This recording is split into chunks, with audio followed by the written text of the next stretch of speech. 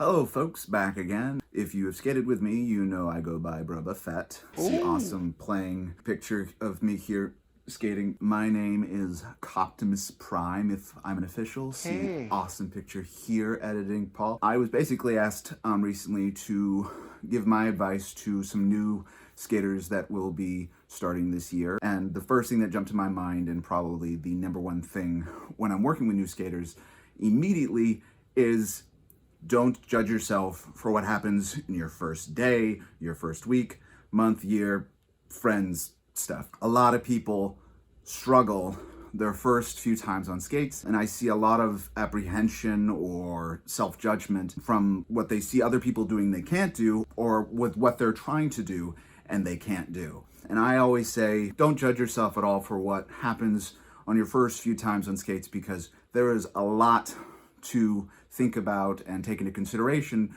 with how you skate and going forward. Point in case, this is my skate. This is my friend skate, one of them anyways, and it is mine. It's one of those things where, kind of like Venom and Eddie Brock, this will be your symbiote. This will be the part of you that stays with you all throughout your journey in roller derby, in skating, and it is just as much a part of you as the rest of your body or how you feel when you're on skates. It is you. This is part of you now. Just like the muscles in your body that will change when you start skating, this is going to evolve and change with you as well. When you're first getting started, a lot of what you can attribute to as far as challenges go to gear. Although that is true though, you don't want that to be a crutch, because there's so much you can change and mess around with and alter as far as gear. And I just want to do a quick video about some of the basics of that and some of the things you're going to hear when you first get started, because it's very daunting when you get started and you hear a lot of phrases that you might not be aware of that it might help to know about. So here's your skate.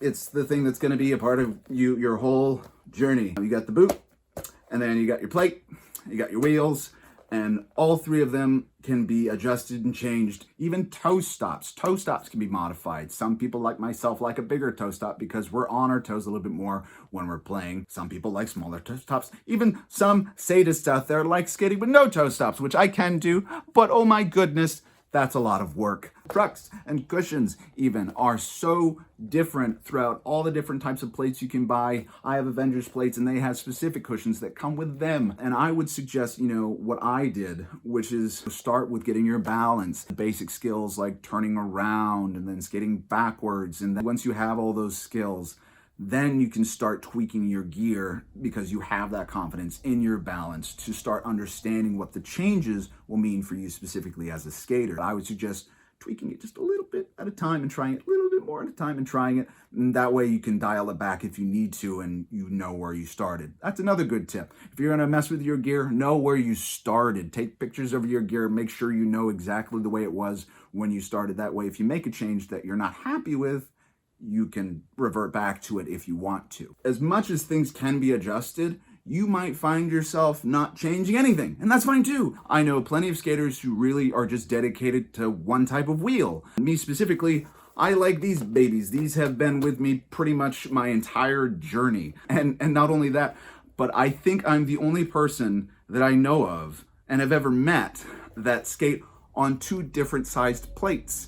That's how specific it can be to you. I bought these plates, and whoever shipped them for me, wherever I got them, they gave me two different sizes, and I just said, oh, I guess that's how it's done. It's not how it's done. That's how much your style and how you skate becomes just a part of you, and it's fine. Some people forward mount plates. Some people skate barefoot.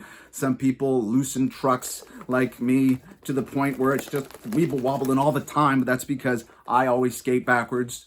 Cue image here of me playing. I don't know why I'm choosing an image, because it's stationary.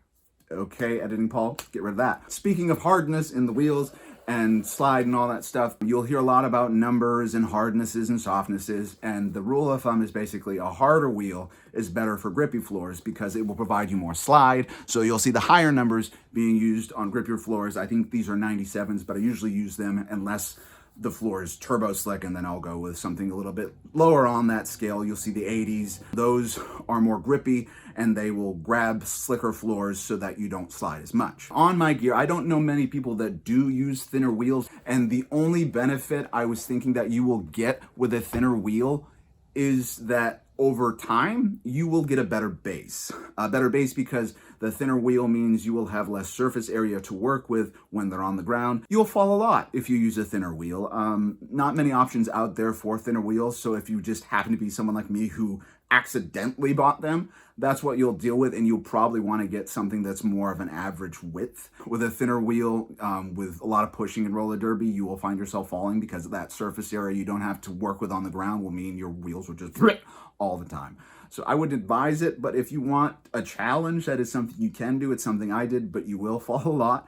And I wouldn't recommend it, but I mean, again, it's one of those things where you'll challenge yourself and it will give you a better base going forward. Regarding wheels, one of the things you will want to look into as you're buying them is what they're made out of. Generally, wheels like mine have a little bit of softer center. It's all rubber, plastic, whatever. And that means when you're pushing down into your skate, into your wheels, when you're trying to gain speed, the wheel is going to compress. And a lot of that energy that you're putting into skating will be lost, and so you won't gain speed as quickly. But if you have a wheel like, say, a Zombie, bing, which I use quite a lot as well, it has a more solid core that will not be compressed. Those types of cores, when you push down, all of your energy goes into the rolling of the wheel and it doesn't get lost, so you will gain speed a lot faster.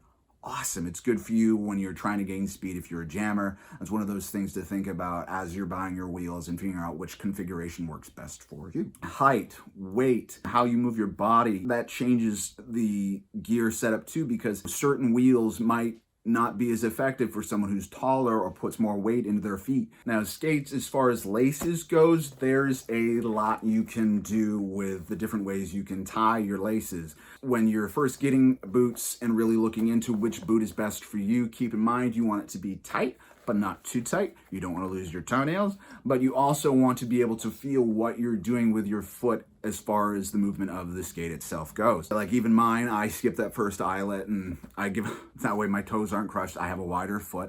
Again, it's one of those things you want to consider when looking at boots. If you're not sure how you're going to be skating as a player, you don't want to just go out and buy something. Your first set of gear is most likely not going to be the most expensive, and that's perfectly okay. You want to make sure you buy, more expensive pads because you want to take care of your body, but as far as your gear and your skates and your plates, I would suggest investing in something small at first. I had really dumpy gear, and I just used it until I literally blew it out. And that's fine because you want to know how you play first. You want to know how you skate first. Ask lots of questions. So many people have so much gear from trying out different things that more than likely any league you're going to join up with will have people that have spare gear for you to try. At the end of the day, I think it's most important to keep in mind that everyone is different. No two skaters, not two of them on the planet are exactly the same. Finding your style and where you're comfortable is very important, and realizing that there are so many factors into what make